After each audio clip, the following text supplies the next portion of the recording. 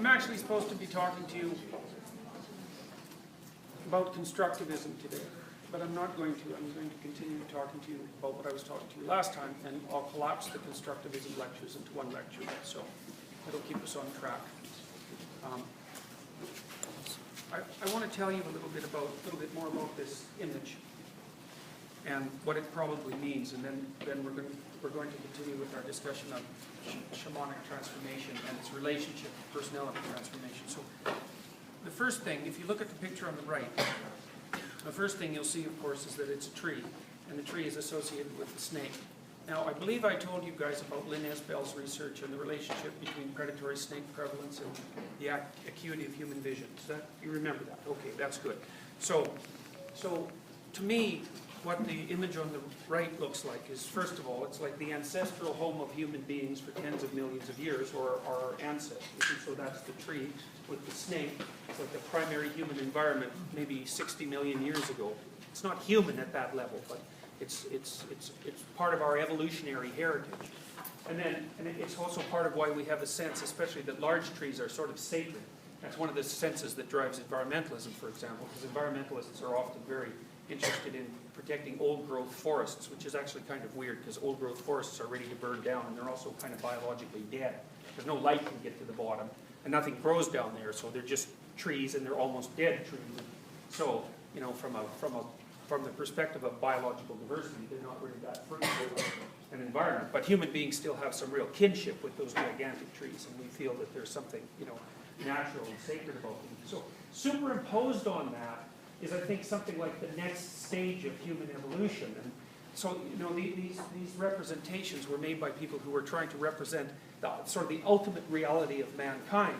And so superimposed on the tree is a mountain. And a mountain is a nice representation of a pyramid, and a pyramid is a nice representation of a dominance hierarchy. Of course, I already mentioned to you that human beings live in dominance hierarchies and that they're a very permanent part of our environment, being at least 300 million years old, and possibly older than that. So when the human imagination is trying to conceptualize what constitutes ultimate reality, that's a reality that's often beyond what you can merely see, because the things you see that are directly in front of you are not necessarily the most real things, in that many of the things that you see are transforming fairly rapidly. They're not permanent in any real sense. I mean, automobiles you see all the time, but they've only been around for 80 years. You know, it's not like we've adapted biologically to their presence. So you have the mountain in the middle.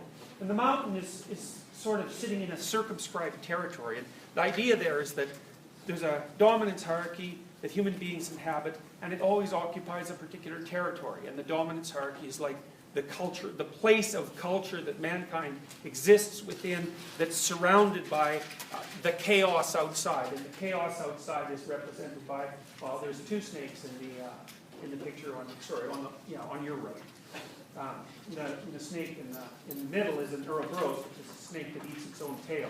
And it's representative of the chaos that's outside of the familiarity of your culture.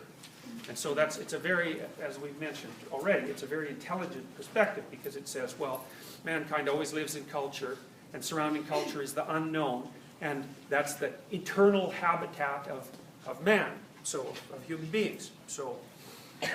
And then I showed you this picture briefly, and that's the picture that was derived by a German researcher who was examining the visions of the Peruvian Amazonian Indians, the shaman. And you can see that it's almost staggeringly the same as the Scandinavian perspective, right down to the snake that eats its own tail, which, by the way, is an extremely common ancient symbol. So it's quite remarkable. Now, what might unite, and then I talked to you about my son's drawing. Didn't get to this one, though. Now, what might unite these different visions, say the Scandinavian vision and the Amazonian shamanic vision, are the methods that the people who had the visions used to induce them. And I'll talk to you a little bit about that. But first of all, I'm going to tell you about this picture, because I think this is one. There's a couple of variations of this picture that I found. I actually don't know its name, but I think it's one of the most amazing images I've ever come across, because in some ways it sums up Christianity in one picture, and that's no easy thing to do. And the reason I think it's important to talk about this Christian representation, for example, though we've already talked about some Taoist representations, is because if, insofar as we're embedded in westernized civilization, the roots of westernized civilization are, they push themselves down into Christianity, and then there's deeper substrata under that, the religious structures that preceded Christianity. But if you want to understand the Western notions of the person and the ideal person as well, you have to look at the structure of the systems that Western civilization grew out of, because the religious systems, for example, are the systems in which the idea of the ideal emerged. And so you can't come to grips with the idea of the ideal, or the idea of mental health, which is an ideal, without understanding the ground out of which these ideas emerged. You can't come to terms with it in any fundamental sense. And the thing is, if you're doing clinical psychology, for example, you have to come to terms with it in a fundamental sense, because a lot of the time when people come and see you, the reason they come and see you is because their sense of life's meaning has been shattered. And they're unable to proceed without the restoration of that meaning. So maybe their belief systems fell apart, and they face some sort of tragedy that's just blown them into pieces, and they have no idea how to orient themselves. Because life always presents an existential question, and one that we'll deal with later, which is life is difficult, and it's characterized by suffering. And because of that, there has to be a reason to stand up against that. And so the reason has to be made coherent. So you have to know, in some sense, that you're the sort of creature that can voluntarily face the tragic conditions of existence and prevail. And that's a religious presupposition, fundamentally, because it's based on, it's a hypothesis in some sense, that human beings are like that. So let me tell you about this image, because it's a staggering image. It's so brilliant. So the first thing you'll notice is that, of course, there's a tree in the middle of it, and it sort of looks like the tree that, a little kid would draw. They sort of look like lollipops or something like that. So it's a schematized tree. And you'll see, of course, that the snake is wrapped around the tree. The snake and the tree seem to come along together unbelievably often. So Asclepius's rod, for example. Asclepius is the Greek god of healing. And you see the symbol of the Greek god of healing, which is the Asclepius's rod, is still used to represent physicians. And it's a rod with a snake wrapped around it too. And the snake represents transformation, because it can die and it can shed its skin and sort of be reborn. And for many other reasons besides. But in this representation, which is partly derived from Genesis and then partly derived from the development of Christian ideas for thousands of years after that, there's a particular idea that's being portrayed. Now, you notice that up in the tree, there are little things that look like fruit, and one of those things is a skull, right? Now, so the idea there is that the fruit that the tree produced is in some manner equivalent to death. Now, in the Genesis story, what happens is that Eve tempts Adam with the fruit from the tree. So she offers him this fruit. Now, that's a very interesting thing, because women, historically speaking, have been gatherers. Like men do the hunting, generally speaking, in archaic societies, and women do the gathering. And human beings have also subsisted for large parts of the revolutionary history, before we were human beings, as frugivores. We ate fruit. And the reason we have color vision, by the way, is so that we can detect ripe fruit. And ripe fruit is also tightly associated with sexuality. So like if you look through the ads in women's magazines, the makeup ads, the associations between ripeness and fruit and, say, women's cheeks and women's lips are always they're much put forward.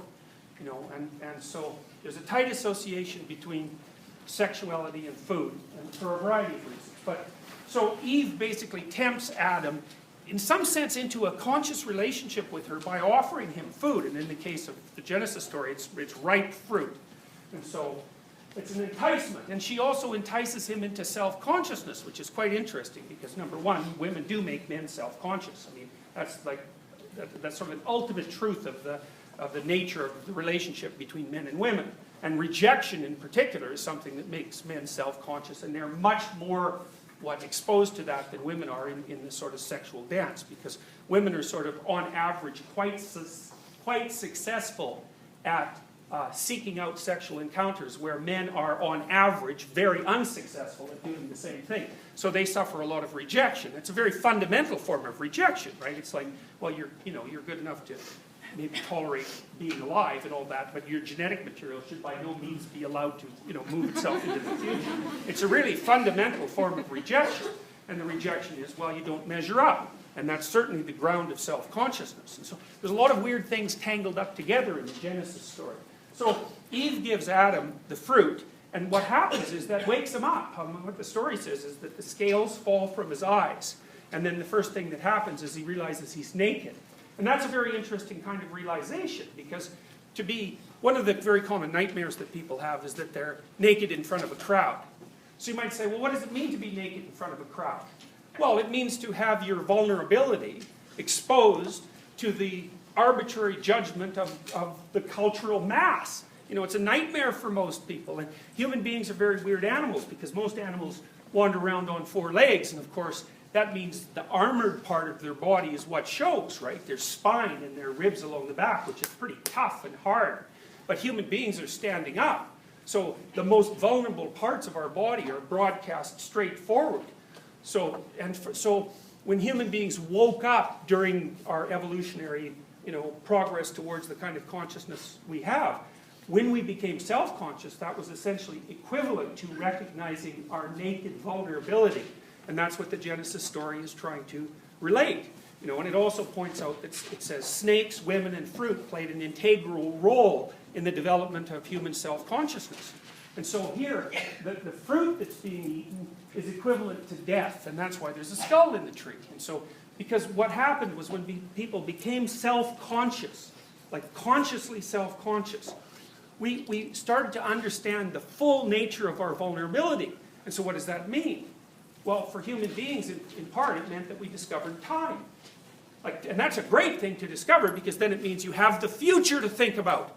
But it's also an absolute bloody catastrophe, because you also understand that the future is finite, and that your life is bounded, and that you will end. And as far as we know, human beings are the only creatures that have to contend with that knowledge. And once you have it, once you wake up like that, there's no going back to sleep. It's a qualitative transformation in the nature of experience. And, the Genesis story pushes the idea farther. It says the fact that we've woken up and are aware of our vulnerability is also what makes us fallen creatures. It makes us alienated from existence in a way that animals aren't. And so what that also means, and this is sort of an existential idea, is that the rise of self-consciousness in that manner, which is in part the knowledge of death, is also what's made people...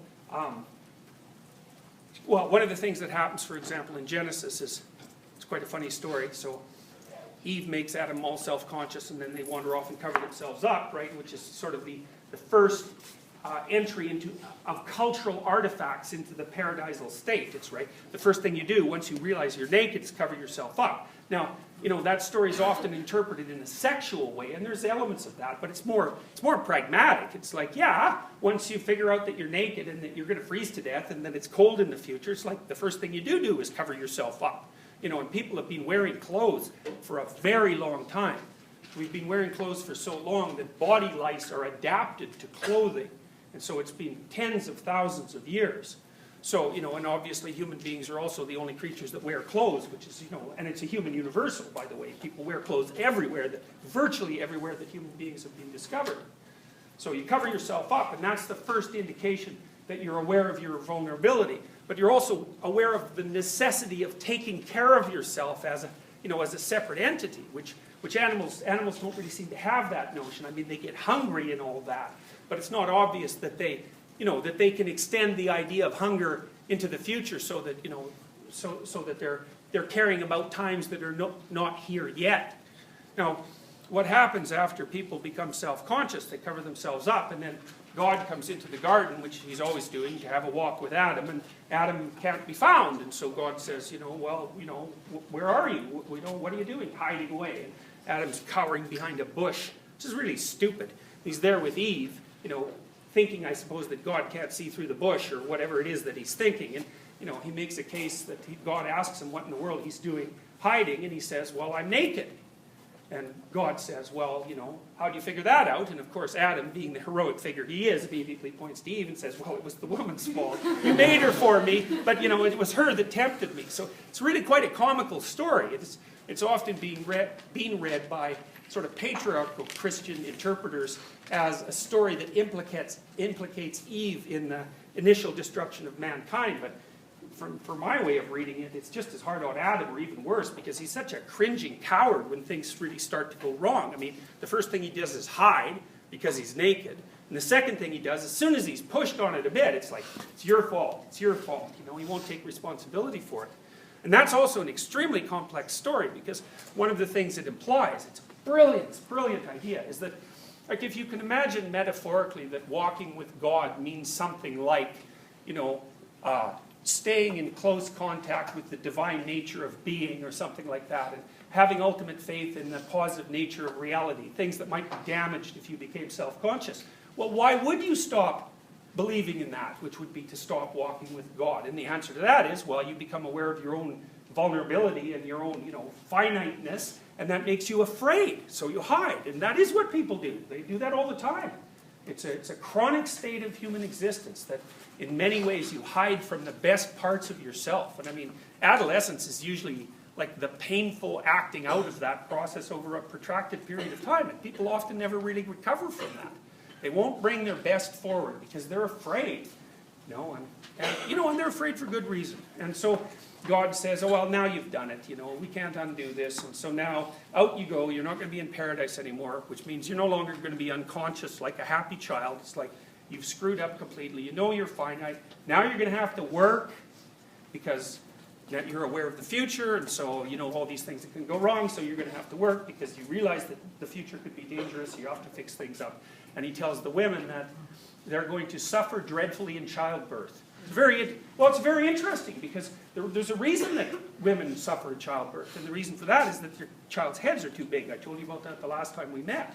And so the story there also associates cortical expansion with self-consciousness and with the difficulty of birth. It's a bloody brilliant story. It's just unbelievable how much information is packed into it. And then that's very characteristic of archetypal stories. It also helps you see how another manifestation of the kind of tree symbolism, say, that's characteristic of the Scandinavian stories and the Peruvian Amazonian stories, and the role of snake plays. No trees without snakes. No paradise without snakes. No ability of mankind to ever produce a bounded environment that's safe without something chaotic managing to come inside of it. There's no way you can do it. It's a very paradoxical element of existence. So that's pretty interesting. So that's what's happening with Eve on the right side of the picture. You see the skeleton at the back there representing death. And so that's good old Eve. And then on the left side here, you have the embodiment of the church and the Christian tradition. Now she's also handing out things that are from the tree. And so this is like that the religious stories in general are stories about tragedy and redemption. That's sort of what makes them religious stories. It's like they outline the terrible things that can happen to you, like in the most brutal possible way, and then they provide a theory about a mode of being that might help you address that. So that's the redemptive part.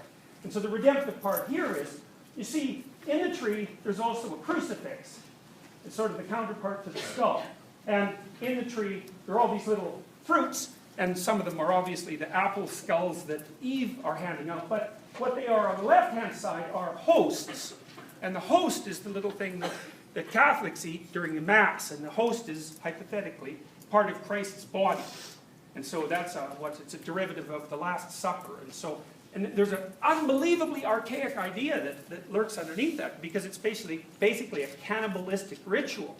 And the idea is essentially that if you can identify something that's an ideal, and you can incorporate it, and you do that most basically by eating, because that's how you incorporate most basically, then that can become part of you. So you can take on the attributes of something by incorporating it. And so part of the Christian drama is an attempt to inculcate in its followers the idea that you should imitate the ultimate ideal. The question is, well, what's the ultimate ideal? Different religions handle that in different ways. So Buddha, for example, is an ultimate ideal for Buddhists, and Christ is an ultimate ideal for Christians. So then you might say, well, what exactly is this thing that's ideal? Okay, so the host is part of it. So partly it's the body of Christ, and partly it's a wheaten wafer. And the reason it's made out of wheat is because wheat was regarded as a dying and resurrecting crop, because it's a crop that, disappears in the fall and then comes back in the spring, like most agricultural crops do. So it's kind of an eternal miracle. So it's like the dying and resurrecting corn god. And so that's a pagan idea that's sort of assimilated to the Christian idea. And then there's something that's more profound underneath that, which is that the idea is that the part of the human spirit that can accept death and die and resurrect itself, which means to continually transform in the face of tragedy, is the thing that's the antidote to the painful catastrophe of self-consciousness. It's a staggering idea. I mean, I've studied personality theory for a long time, and the first thing that I've discovered in relationship to this is almost all the personality theories that we have that involve movement towards a state of improved health are predicated on the idea that people transform through a process of painful transformation. It's like dissolution of part of your personality, which is painful and chaotic, and then the reconstruction of that into a more fulfilled form. And the reason that's associated with acceptance of vulnerability is, again, it's brilliant. This is why humility is a virtue from the religious perspective, is that you cannot change until you admit that you're wrong and that part of you has to go. So you have part of admitting your insufficiency is being willing to sacrifice that insufficiency, to let it go, so that something new can rise out of the ashes. And sometimes that can be your whole personality, to the degree that you're pathological in your fundamental structures, man. There may be things that you have to give up that are huge chunks of your life. So the alternative is to be in pain and suffering and misery, and that can turn into cruelty and murderousness and things that are much, much more terrible than mere suffering. So that's the idea here. It's the whole story of human redemption in a single image. Mind-boggling. Brilliant. And it took people thousands of years to think up this image, or maybe tens of thousands of years. So there's so much thought packed into that image that it's virtually beyond comprehension. It's a remarkable image. So here's some other representations of trees that I think are quite interesting. So the first one here is a sculpture, a living sculpture that's a representation of a cathedral. You can see obviously how the curvature of the trees makes this, beautiful arch that's echoed in the Gothic cathedrals. And the Gothic cathedrals are stone trees, essentially, the columns being the trees.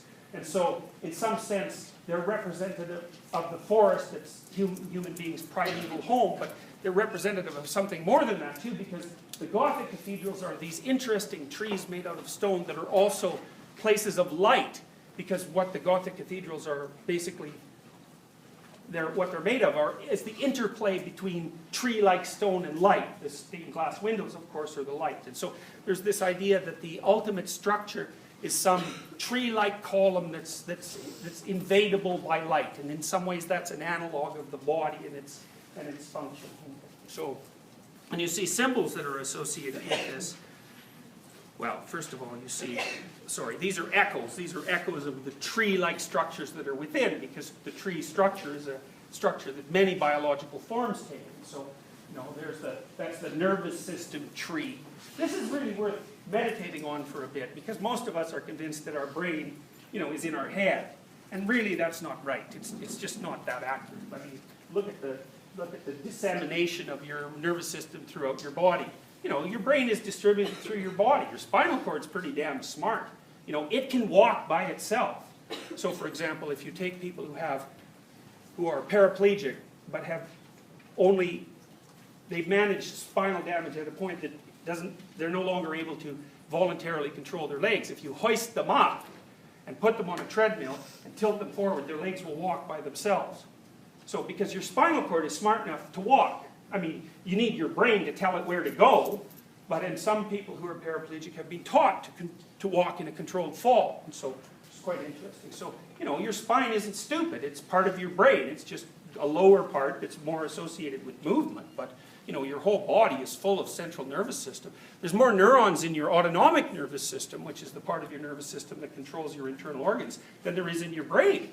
So, you're stuck right in your body. And the idea that you're in your brain in some ways is like a hangover of the soul theory, the Cartesian duality that makes mind and body something separate and united.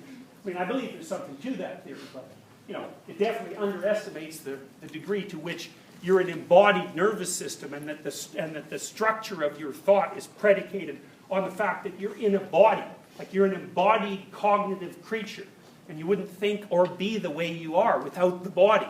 It's not like an appendage to your brain. That isn't how it works at all. So you see the brain and the spinal cord as a tree, and you can see the neurons themselves as a tree. So the tree-like structure echoes at different levels of the nervous system. These are very interesting representations. So the man in the lotus position. Why lotus position? It's another tree metaphor. So a lotus is a very interesting plant. So what a lotus is that it grows on water.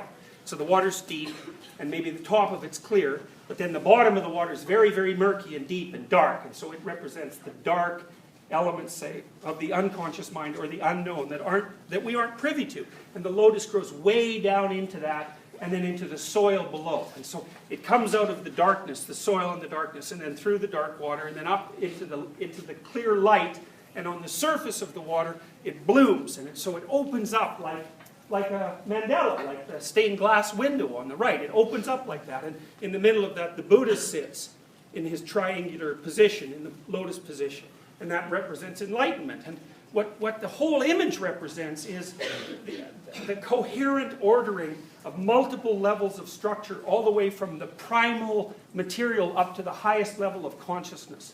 And so the Buddha is like the ultimate flower of the lotus tree, so to speak, just as in Christianity. Christ is the ultimate manifestation of the tree of the knowledge of good and evil. The very, very analogous ideas, and there's reasons for this too. And part of it is something like, if your psychophysiology was properly adjusted, so you weren't working at cross purposes to yourself, and so that you were nicely aligned, straight up, physically healthy, and not like the defeated lobster scuttling around. The information flow through your nervous system, through your body and your mind would be optimized, and that would enable the reality that you're attached to and part of to flow through you sort of in an untrammeled way. Instead of you're all full of cricks and trouble and problems and places that are badly aligned, and you haven't got the opportunity as a consequence to sort of get access to your own wisdom, because you're sort of a bent representation of who you could be. And so part of this, and also the stone and glass that's represented in the cathedrals, is a representation of the idea that there should be a balance between structure and light in you. It's the metaphorical idea, and that you should be properly oriented physically, so that you're in touch with the ground of being in a way that makes you wise and solid.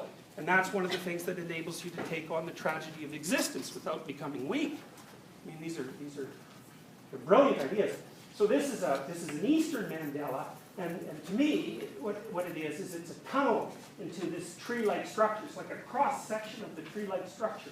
And it's as if you're looking into the tree-like structure down to the micro-elements of being.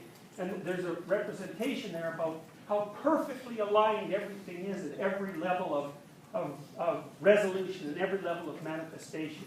So he's that's inside it, and that's another way of looking at it. It's the same representation on the Western side of things. It's like that stained glass window is like a cross-section of the trunks that make up the cathedral. All these buildings, like the medieval people spend a lot of time building those cathedrals. Those things were massive works of culture, and some of them took hundreds of years to build.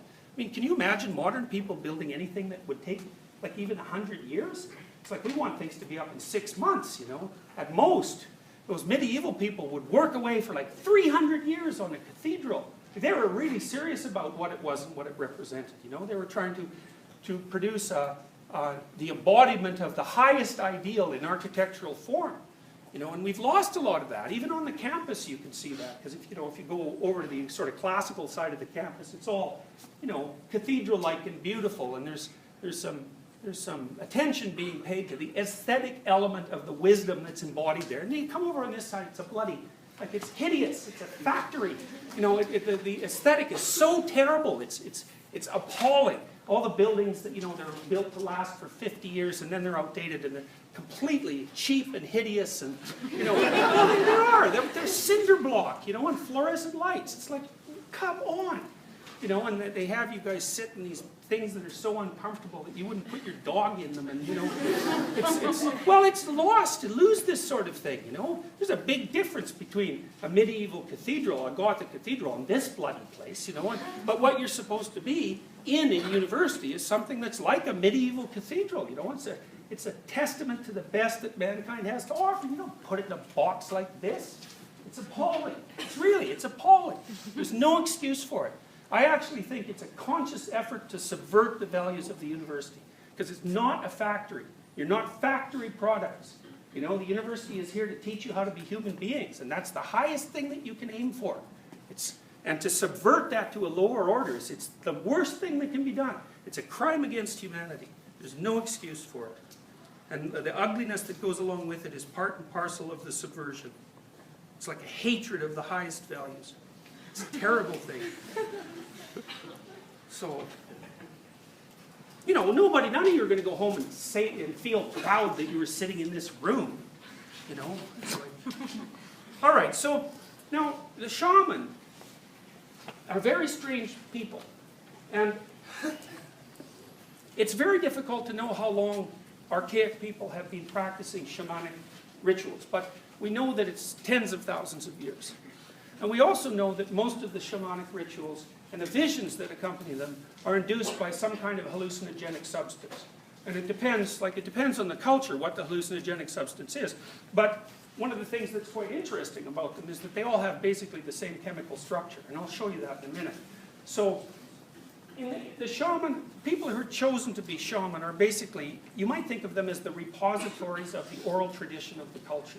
You know, because most cultures have, for it to be a culture, first of all, if it's a culture and it's living, it's been around for a tremendous amount of time. You know, and non-literate cultures have to carry the wisdom that they have with them in oral form or in embodied form, so in ritual form or in oral form, and somebody has to be the fundamental repository of that kind of wisdom, so the sort of the storyteller of the tribe and the keeper of the flame, so to speak, and that's usually the role that the shaman have, and they're the people who are contacted when something's gone wrong with you. If you're sick, or if you're having real trouble mediating with another tribe member, someone like that, or when you're maybe overcome with awe because you're looking at the night sky, It's the shaman who's supposed to be dealing with the realities that are outside of day-to-day reality. And so they're like masters of sacred space. That's one way of thinking about it. And sometimes they're that way because their father was a shaman, or maybe their mother, and sometimes it's because they're kind of peculiar. They're people who are visionary as part of their temperament. And we know that visionariness, so to speak, is an element of temperament. It's associated with trait openness, and that's associated partly with intelligence, but also partly with creativity, and those things aren't exactly the same. So some people are more imaginative and visionary than others, and in our culture those would be people who tell great stories, like J.K. Rowling is a really good example of that. She's been a shamanic intermediary for an entire generation of young people with these massive books that she's written that have a mythological core right down to their essence. And Stan Lee, who ran Marvel Comics, is another person like that, who's had an immense cultural influence because he's brought these ancient stories back up from the depths and put them into modern form. And the writers of these things are quite consciously aware of what they're doing with regards to the relationship with the underlying myths. They're not stupid people. And even if they were, their readership rapidly informs them if they're deviating from the proper narrative arc of the story. Because all those superheroes have their dedicated cults of followers, and they make bloody sure that the new writers don't mess around with the story. And so not only is it top down from the writers, but it's also bottom up from the readers. So they're all participating in the construction of a continuing cultural apparatus. So spontaneous vocation, well, you're sort of designed for it. Hereditary transmission, well, it's a familial issue, and then there's the personal quest issue too. So that's sort of associated with spontaneous vocation. So, and the personal quest element would be, there's always people in every culture who are fundamentally obsessed with the pursuit of meaning. That's their essential orientation towards life. They're not particularly practical, like a conscientious person would be, because a conscientious person works, and their head isn't in the clouds. But there are types of people who are not like that at all. Their heads are in the clouds permanently, and they're extraordinarily imaginative and creative, and they're thought leaders in many ways for the culture, because a lot of what cultures learn in an articulated sense, a lot of what they become conscious of, is presented to them by artists in somewhat unconscious form long before the full meaning of what's being portrayed is articulated. Just like that, I just showed you that tree image with Mary and the church, on either side of it. It's not like the person who drew that knew what they were doing. They knew more about what they were doing than the people who couldn't draw that sort of thing. But they were existing on the edge of their knowledge, making this representation, thinking, I'm trying to get at something here, I'm trying to get at something here. But they didn't really know what it was, because the idea is so complex that, when people are coming up with it over these thousands of year periods, they don't realize the full import of what it is that they're revealing. I mean, just as you don't realize your own full import. By whatever, this is from Mircea Eliade, but by whatever method he may have been designated, a shaman is recognized as such only after having received two methods of instruction. The first is ecstatic, dreams, trances, visions. The second is traditional, shamanic techniques, names and functions of the spirits, mythology and genealogy of the clan, and secret language. The twofold teaching imparted by the spirits in the old master shaman constitutes initiation. And so that's a very interesting, representation of the manner in which personal revelation becomes knowledge. So, let's say, you're beset by a very frightful series of nightmares. I mean, what that's going to do is to drive you to try to understand how to represent what you're having nightmares about in terms of the cultural elements that you have at hand. Because that's what makes you sane, If you're having experiences that are beyond the norm, unless you can incorporate them back into your culture, you're alienated from your culture, and that's a terrifying thing. It means you might be the only person that's insane like you. And that's very intolerable for people. It's bad enough to be different, but to be so different that you're incomprehensible, it's like to you, that's the sort of horror you don't want to encounter. So the shaman are people who are possessed by a rich inner fantasy life, but who are simultaneously capable of taking that and weaving it into the cultural mythology that they're part of. That's what makes them sane rather than insane, right? Because a schizophrenic is someone who has visionary experience, although it's often auditory. They hear voices and they're possessed by spirits in a sense. You see them wandering down the street, muttering to their own internal voices, but they can't integrate any of that with the culture, and so they're gone, they're lost souls. So the shaman is someone who does both, who has the visions, but who incorporate it at the same time. So he's someone who's master of the visions and not victim of them. And so there's technologies that allow people to do that. And a lot of them are associated, as I said before, with the use of various hallucinogenic substances. In Siberia, the youth who is called to be a shaman attracts attention by his strange behavior. For example, he seeks solitude, becomes absent-minded, loves to roam in the woods or unfrequented places, has visions, and sings in his sleep. In some instances, this period of incubation is marked by quite serious symptoms. Among the Yakuts, the young man sometimes has fits of fury and easily loses consciousness, hides in the forest, feeds on the bark of trees, throws himself into water and fire, and cuts himself with knives. So those are ordeals in a sense, A future shaman among the Tungus, as they approach maturity, go through a hysterical or hysteroid crisis, but sometimes their vocation manifests itself at an earlier age. The boy runs away into the mountains and remains there for a week or more, feeding on animals, which he tears to pieces with his teeth. He returns to the village filthy and blood-stained, and it's only after 10 or more days have passed that he begins to babble incoherent words. So you'd think from the perspective of modern human beings, this is something like descent into the unconscious structures that underlie normative cognition, just like you descend into that at night when you dream. It's a very peculiar process that you're all perfectly capable of engaging in, but most of you have virtually no control over it. I mean, there are people who dream lucidly, and who can exert some conscious control over their dreams. Most people can learn how to do that to some degree, but in our culture at least, most people dream unconsciously, and it's just something that happens to you and not something that you're actively engaged with.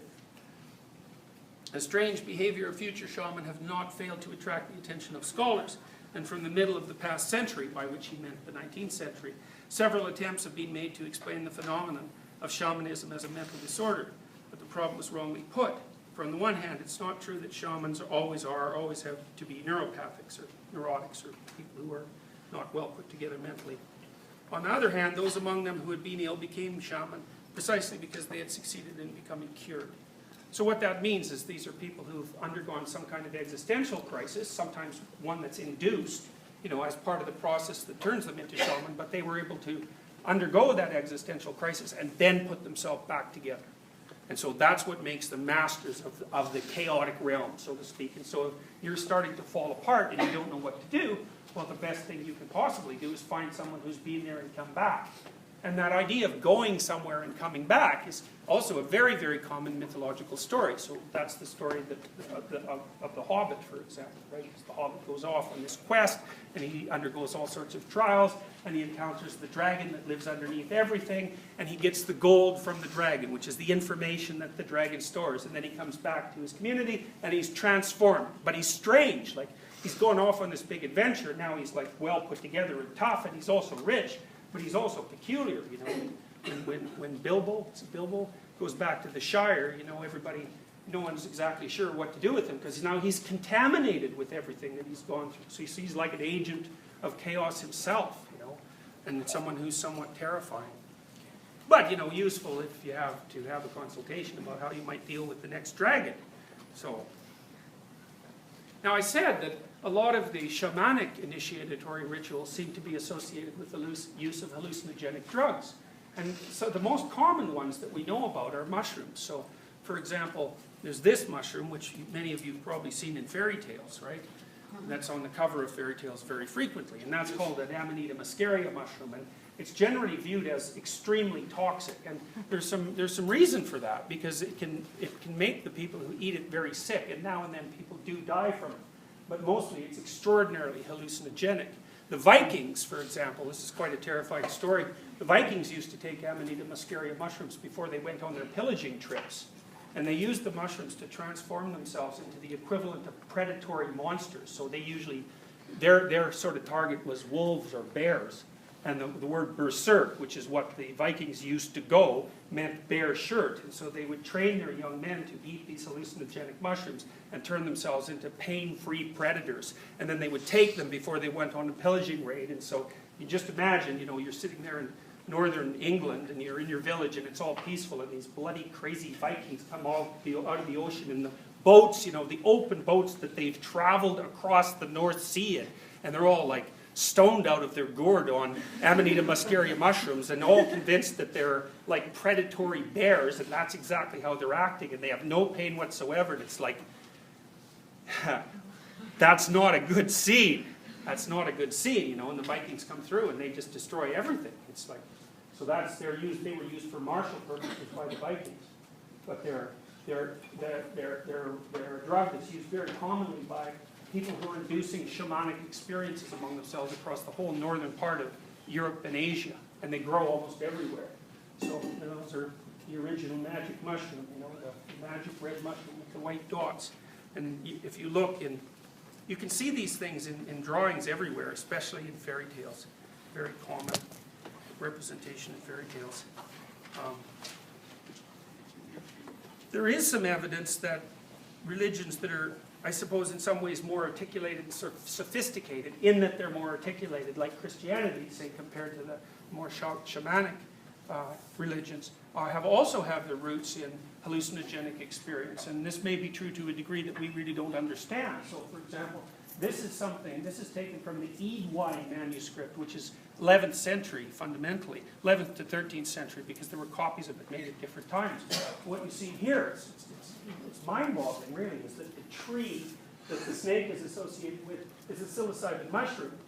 And that's a very characteristic representation of a psilocybin mushroom. And the fruit that Eve is feeding to Adam is part of the psilocybin mushroom. And there is speculation, you know, among people who are sort of at the fringes of evolutionary theory, that part of the way that human beings levered themselves up into increased consciousness was by the use of mushrooms.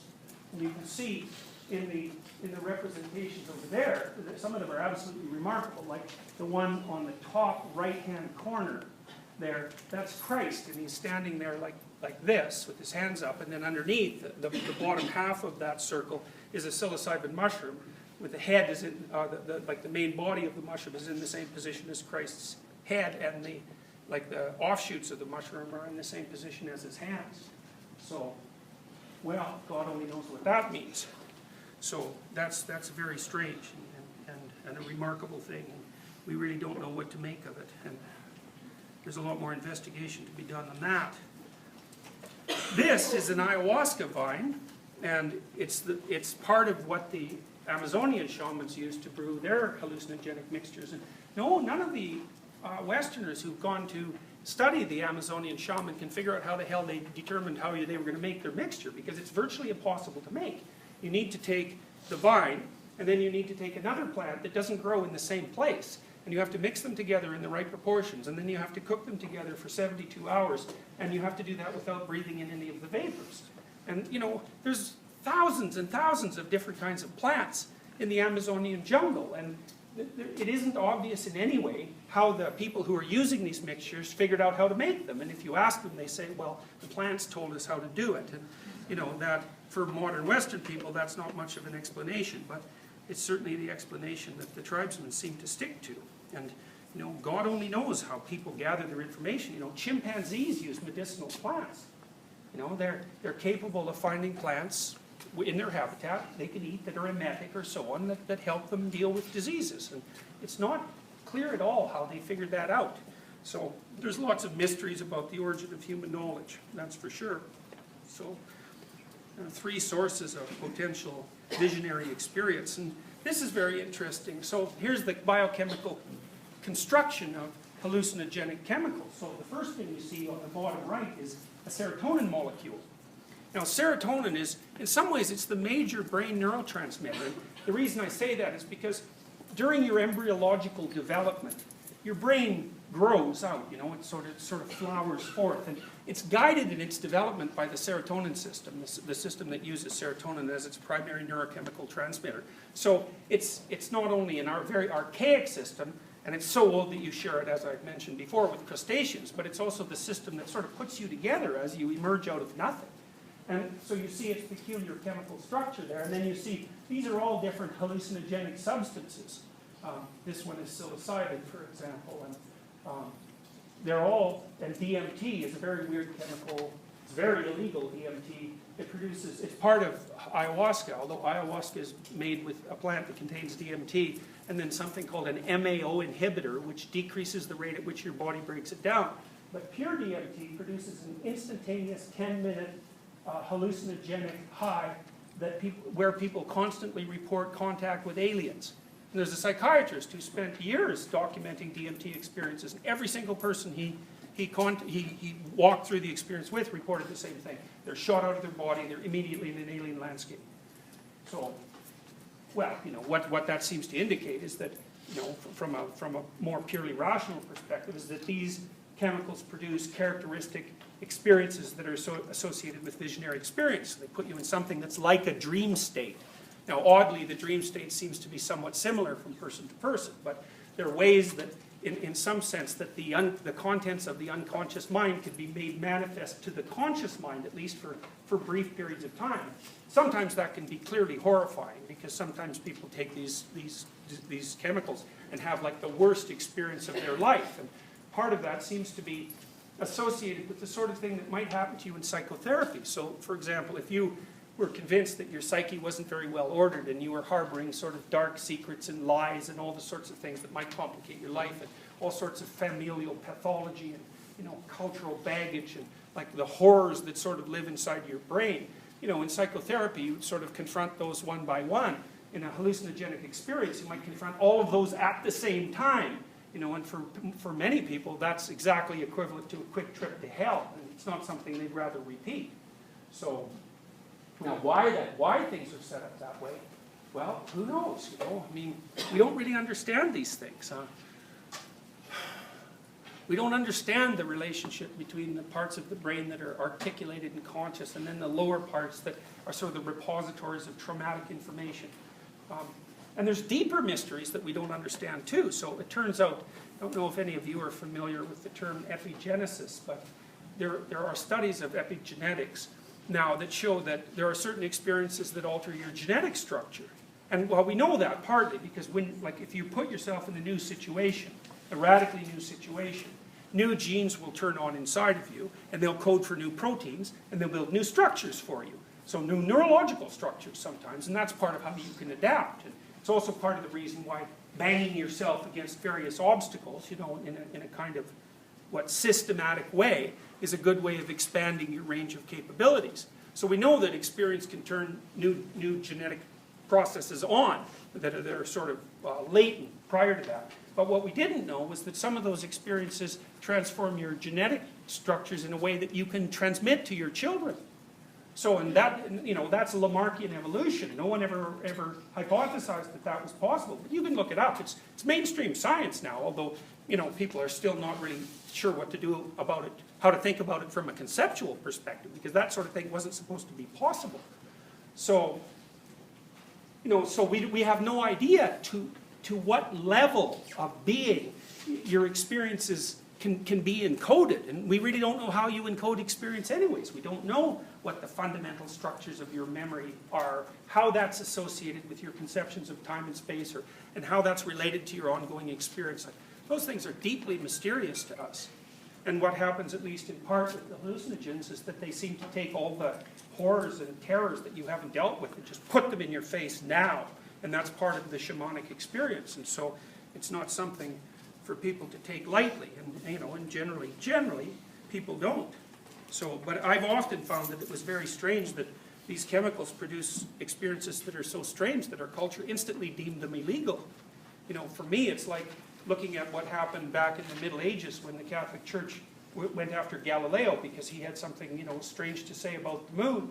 It's like these experiences have tapped into something that's a very, very primordial element of human existence and associated, say, with these shamanic rituals that have been going on for tens of thousands of years and that human cultures have always used to orient themselves. That they're so there's so much anathema to our current culture that we punish people severely for experimenting with them.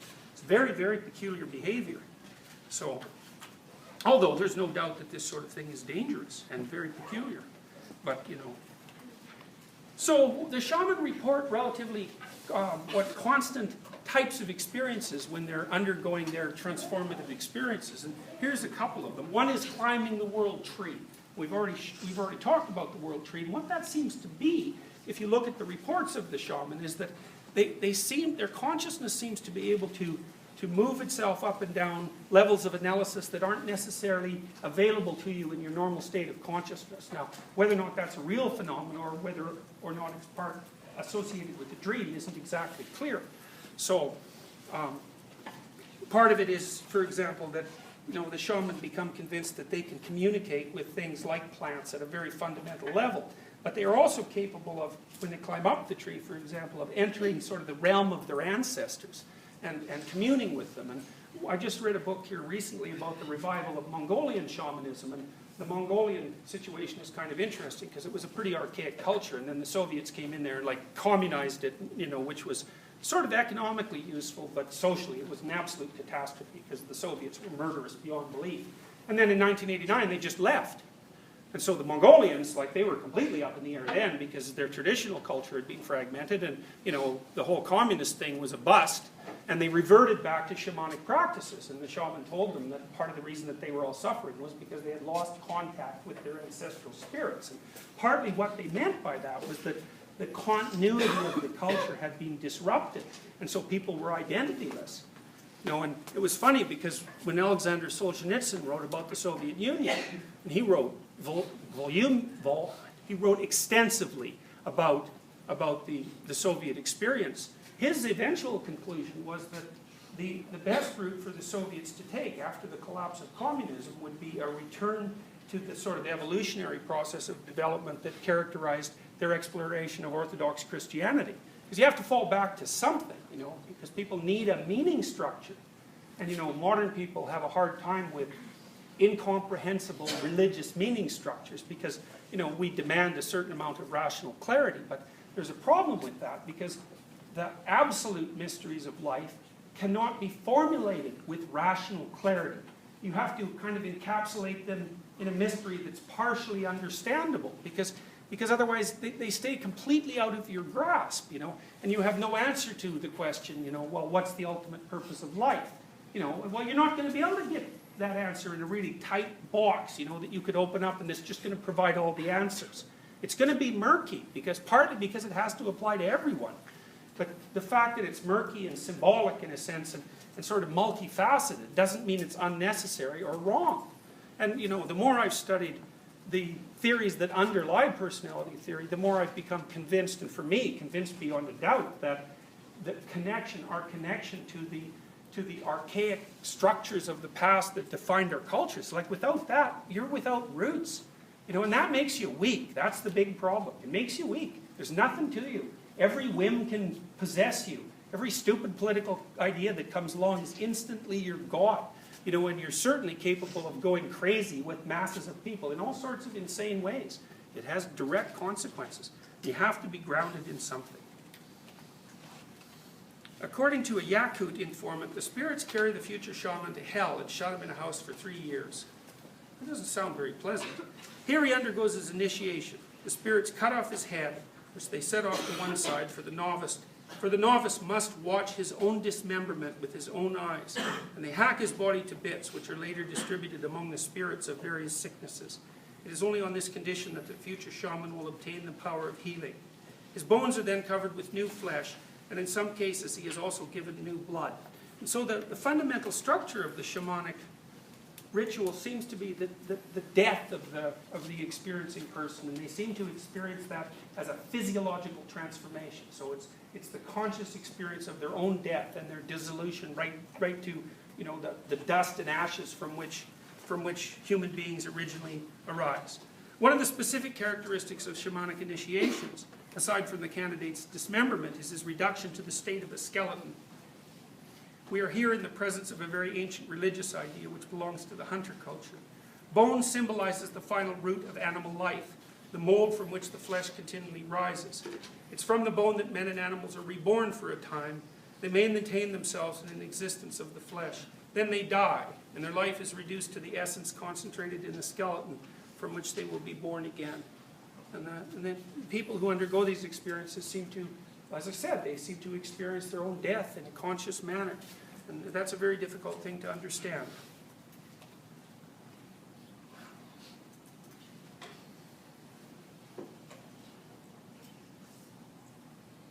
It's not obvious either for people who aren't, what would you say, who aren't accustomed to those sorts of extremes of experiences. It's not obvious at all how much of this sort of thing you have to become conscious of. Because death is obviously one of the things that terrifies people deeply. And it's not obvious how you should accustom yourself to that. So I can tell you a story that's quite interesting. I had a client at one point who was a vegetarian, and that actually turns out to be relevant. Part of the reason that she was a vegetarian was because she couldn't even go into a grocery store where there was a butcher's department. Like, she couldn't even look at the array of meat. It just horrified her. And it was associated with something that was like a sleeping beauty complex for her, because when she was a child, her parents treated her like she was a fairy princess, and they really protected her from everything. Remember, how many of you have seen Walt Disney's Sleeping Beauty? Yeah, well, that's interesting, that so many of you would have. You remember, when the girl is born, when Sleeping Beauty is born, they don't invite someone to the christening. Who do they not invite? The witch, right? I think it's Maleficent in the Sleeping Beauty? I think that's her name. She's the one that turns into the dragon of chaos at the end of the story. Well, there's a message in there. It's like, do not shield your young people from natural catastrophe, because it makes them unconscious. And it'll come back and revisit them when they, especially, when they grow up, when they hit puberty, it'll come back with force. And if they're if they're not prepared, the horror of that will make them unconscious. And that's what happened to this girl. Like, she was sleeping 20, 22 hours a day when she came to see me. It's like she was a fairy princess until she hit puberty, and then she was like an evil slut as far as her parents were concerned. It was like, bang, things switched completely. Of course, that was horrifying to her. But it was also tangled up for her with kind of the horror of life in general. And that was one of the things that made her so sensitive to these displays of meat, which are, of course, quite horrifying. It's kind of remarkable that you can wander through them, with, maybe a little bit of discomfort, but, it's slaughterhouse stuff, and, to be normal is to be able to tolerate that, and that's quite strange. She couldn't tolerate it at all. So, I took her to butcher shops now and then, because you do that with people. If they have an identifiable fear, it's actually quite easy to start the psychotherapeutic process, because you start to expose them voluntarily to the things that they want to avoid. So, I took her into a butcher shop, and geez, it just about flipped her over.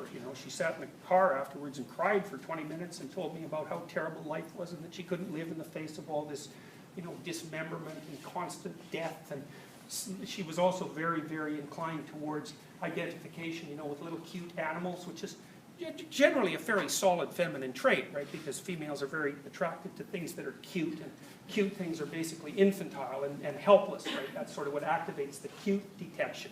It's part of maternal behavior, and it's really an important part, because if you didn't find your babies cute, you'd really be in trouble, because they're a lot of trouble, and they push you because they require so much care, so they bloody well better be cute and smiling and, make friends with you. But she was hyper identified with little vulnerable animals, and that's not good, because she wasn't just a little vulnerable animal, She was also partly a predator, and human beings are partly predators. And, maybe you think that's terrible, but that's how it is. And the predatory part of yourself better be incorporated and used, because otherwise, first of all, you'll be weak without it. And second of all, if you don't incorporate it, believe me, that doesn't make it go away.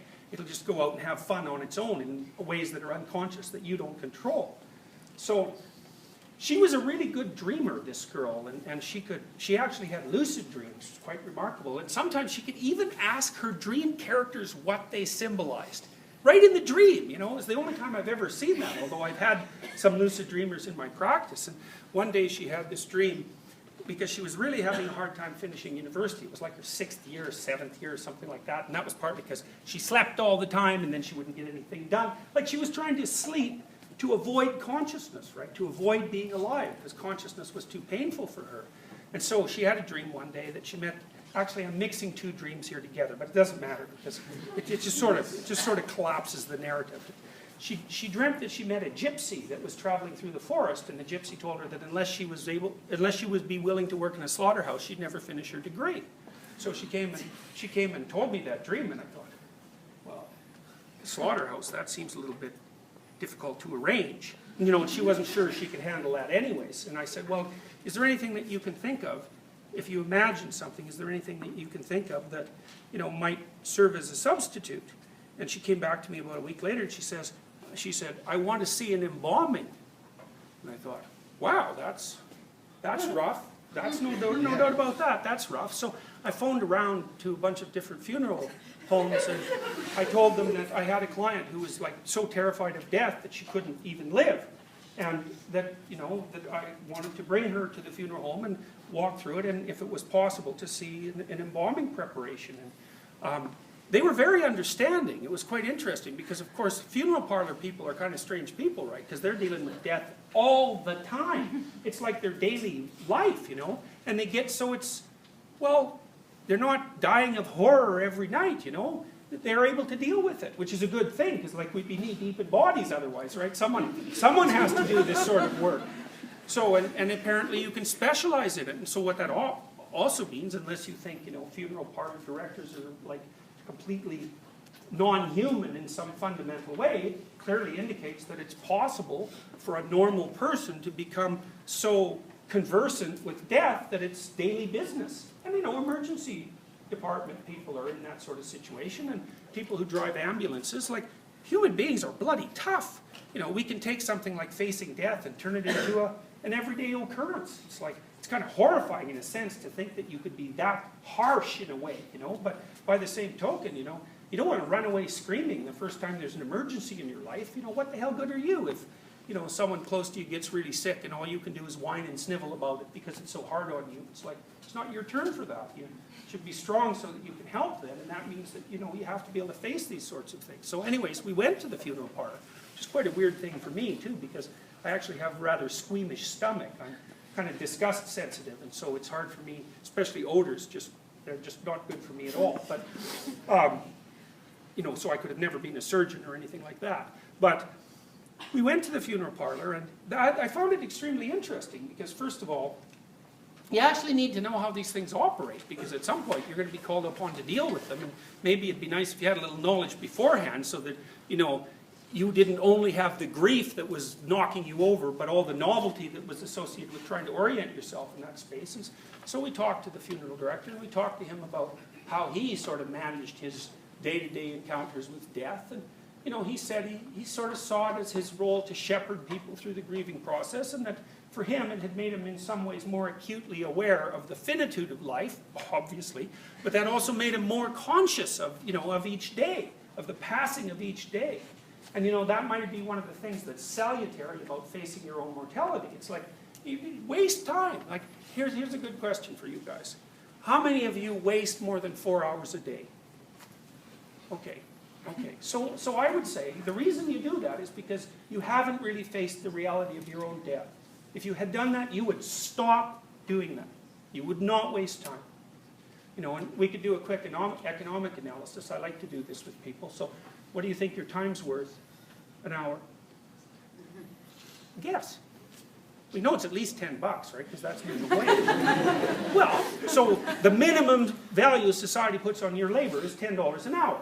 Okay, but you're smart and healthy and young, and so each hour is an investment in the future. So it has to be considered in that manner, because one of your hours is worth more to you than one of my hours is worth to me, because you have so much of your future life still depending on it.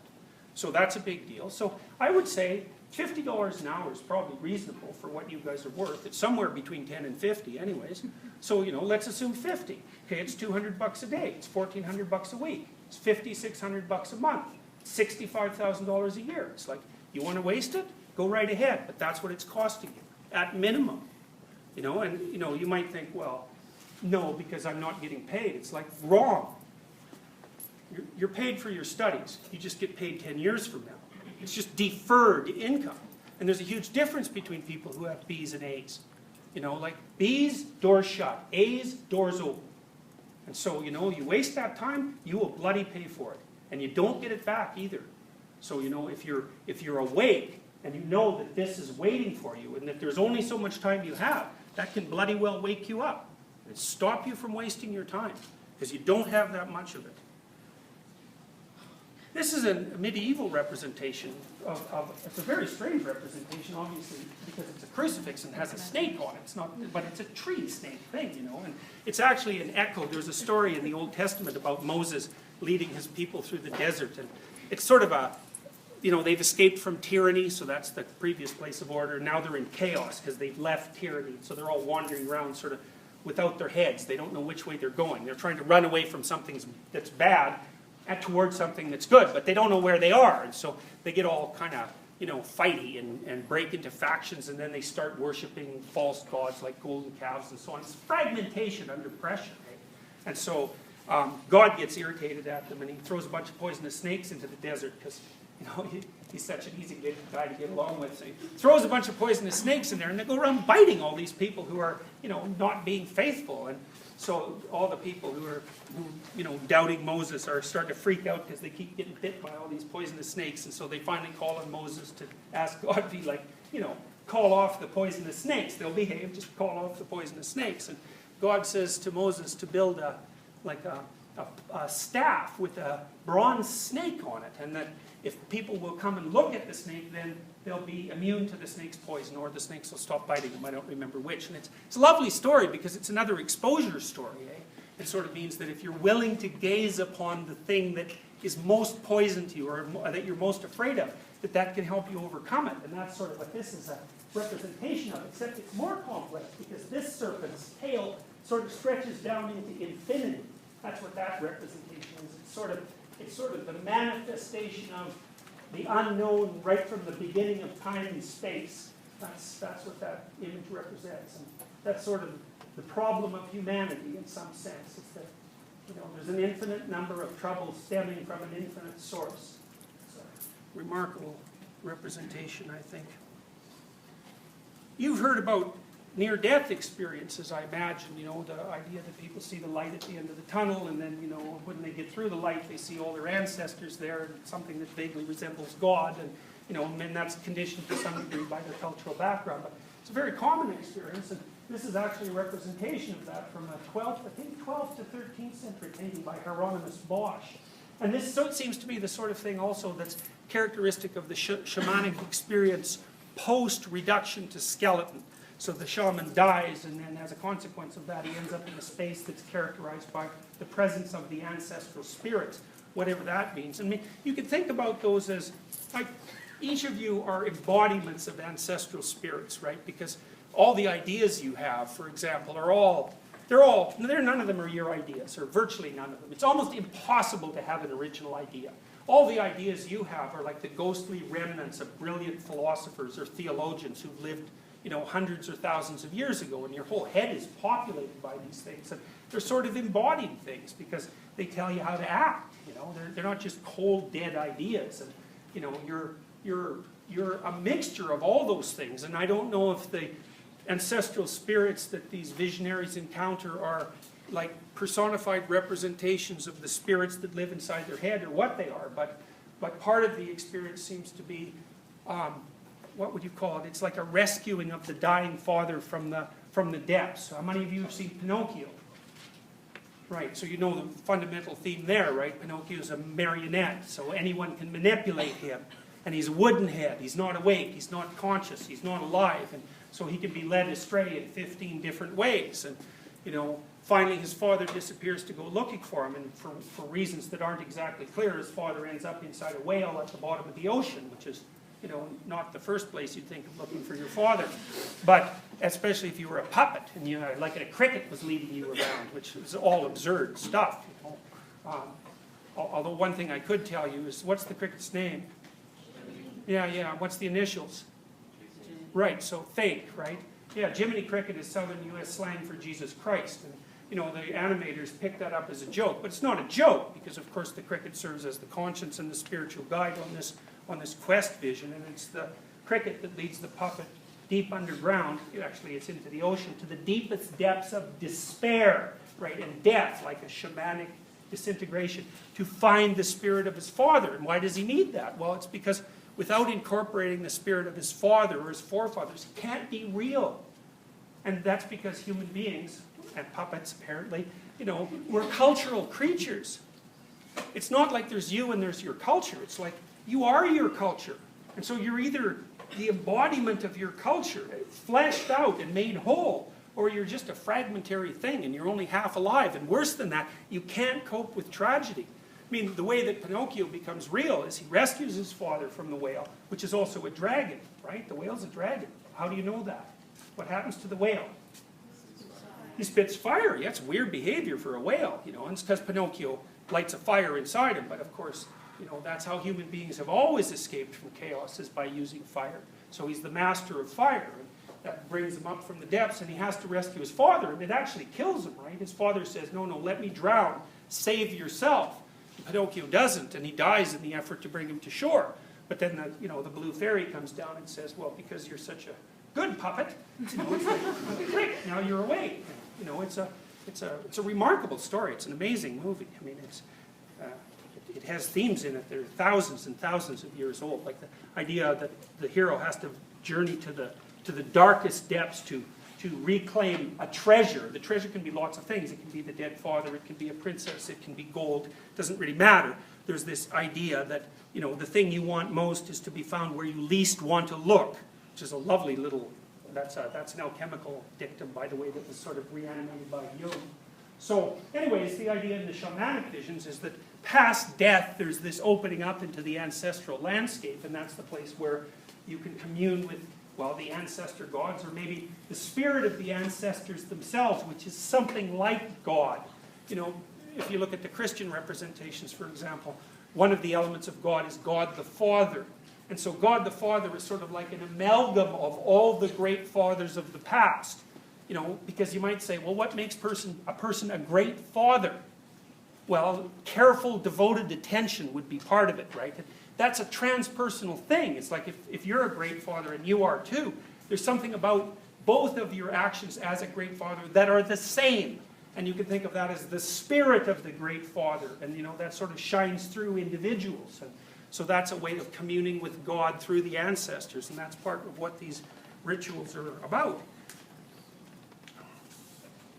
I would like even now to stress the fact that the psychopathology of the shamanic vocation is not profane. It does not belong to ordinary symptomatology. It has an initiatory structure and signification. In short, it reproduces a traditional mystical pattern. The total crisis of the future shaman, sometimes leading to complete disintegration of the personality and to madness, can be evaluated not only as an initiatory death, but also as a symbolic return to the pre-cosmogonic chaos, to the amorphous and indescribable state that precedes any cosmogony. Well, that's a mouthful. So, one of the things I mentioned about this picture was that there's some inference, suggestion on the part of the artist that this chaotic monster of the depths has this origin point that's like the beginning of time. It's like that's a symbol of the infinity that stretches on before us, and it emerges from that. And so part of the initiatory process is the dissolution of the personality. And the question is, well, what state of existence exists at the level where your personality dissolves? Because you see the world through your personality, and the world is given form through your personality, and then when it starts to dissolve and disintegrate, say when you sink into depression, it's that you're sinking into a state that's sort of before consciousness. So let me tell you something that William James said about this. So it's a very difficult thing to get to communicate. It's like, and we'll touch on it a bit more when we move into constructivism. So part of the idea here is that that reality itself is extracted from the unknown and the unknowable. And you do that as individuals because there's all the parts of the world that you understand. And then there's the parts of the world that you don't understand, that you can't even conceive of. But now and then you encounter them, especially when you fail. And then you interact with them, and by doing that, you make them like real and describable and experienceable. And so it's like there's this latent possibility that surrounds existence that you can interact with and pull up into actuality. And that's sort of that's like the action of consciousness on reality. That's why, by the way, in the beginning of Genesis, like in Genesis, it's the Word of God that produces order from chaos, right? And so that's the initiation of reality. And then later in Genesis, God makes human beings, and he says, you're made, both of you, in the image of God. And the question is, well, what does that mean? Well, it might mean that God has 2 arms and 2 legs, but what it seems to mean more accurately is that whatever it is that makes you conscious has this divine quality, and it's capable of extracting order continually from chaos. And by doing that, by being conscious actors in the world, you're bringing about the creation of reality.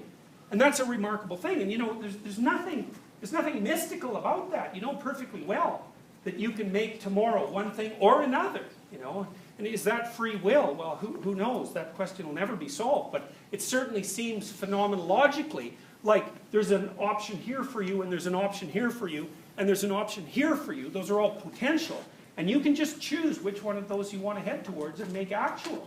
And that's consciousness doing that. And consciousness is something we don't have a clue about. And this is William James. William James is the father of pragmatic philosophy, but also of modern psychology. He did a fair bit of experimentation with nitrous oxide, which is this sort of inert gas that dentists use, for example, as an analgesic, but that also has quite profound hallucinatory and mystical experience-inducing properties. And so William James used to play with this. And this is a poem he wrote. I'll read you the description first from William James and then the poem. He said, "Pure experience is the name which I give to the original flux of life before reflection has categorized it.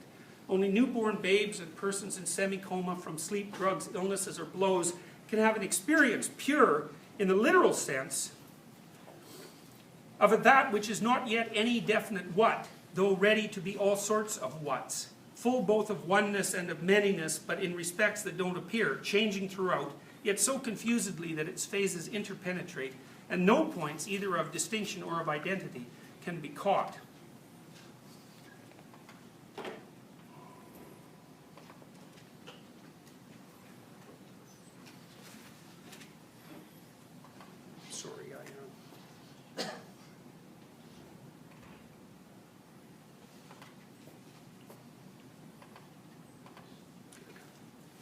Yeah, well, it's sort of incoherent, but what William James is referring to is this idea that what the ground of reality is something like a potential from a potential full of many possible actualities from which single actualities can be drawn, and that's what consciousness is doing when it makes decisions. And it's a brilliant idea, and I think, and I expect you to take this with a grain of salt, because this part of what I'm telling you about, well, you may think this about a lot of what I'm telling you is, sort of out on the fringes, but the quantum mechanics believe that the most accurate way to portray the ground of reality is as something that's striving to manifest itself.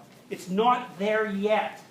It has to be interacted with something that's a conscious observer before it takes on tangible reality. And so the ground of being seems to be something like a multi-dimensional potential from which many things can emerge. And I actually think that is what we see when we look at the future. Because what the hell is the future? What is it? We certainly treat it as if it's real. The future is a place of potential. Well, right. Well, what does that mean? Well, it means, whatever it means is real enough so that you orient yourself by it. You take the future seriously. You believe that your choices bring future A or future B into being. You don't really know the limits of that. Like if you really got your act together, right down to the core, you have no idea what sort of glorious future you might be able to bring into existence.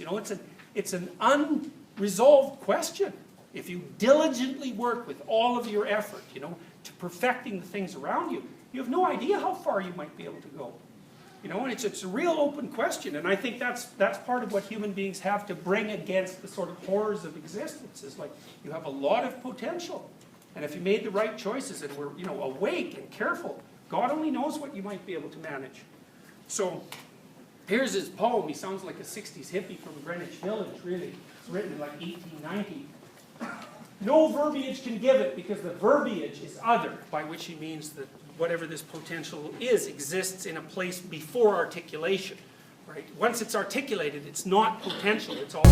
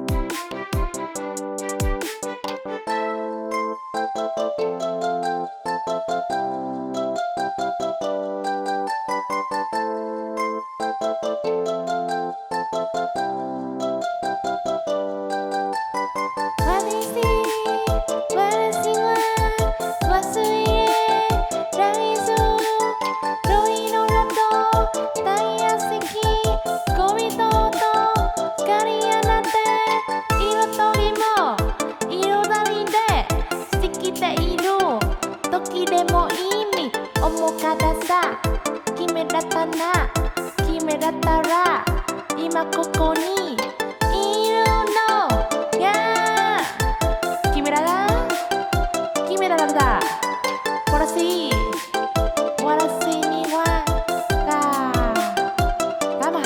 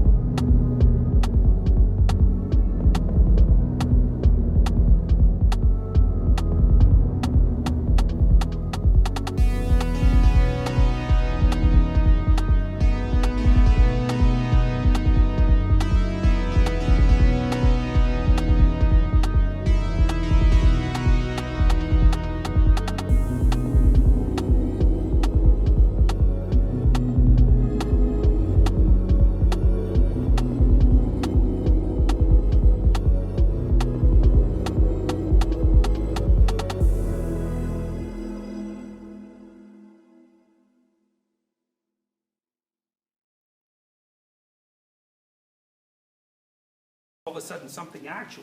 That's actually why the ancient Jews didn't want to use the name of God. You weren't allowed to name God, because as soon as you named God, he was no longer God. God was the unnameable. You know, and the Muslims have the same sort of idea about Muhammad in many ways. It's like you don't want to make a concrete representation, because then you take the ideal out of the ideal space and you start to make it something that you can, like a human construction. So, you know, it's an idea that's got its merit. No verbiage can give it, because the verbiage is other, incoherent, coherent, the same, and it fades, and it's infinite, and it's infinite. Don't you see the difference? Don't you see the identity? Constantly opposites united. The same me telling you to write and not to write. Extreme. Something and other than that thing. Intoxication and other this than intoxication. Every attempt at betterment, every attempt at otherment, it fades forever and forever as we move. All right, we'll stop there, obviously.